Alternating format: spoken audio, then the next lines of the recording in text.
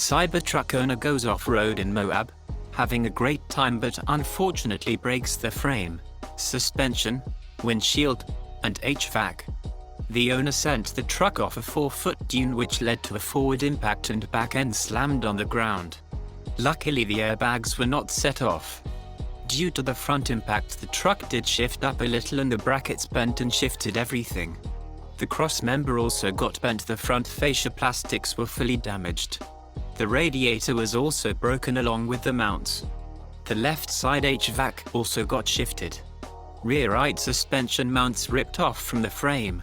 We guess aluminium is a bad material for an off-roading truck frame. The owner plans to use structural adhesive for the most musky repair possible. Probably more than $10,000 in repairs.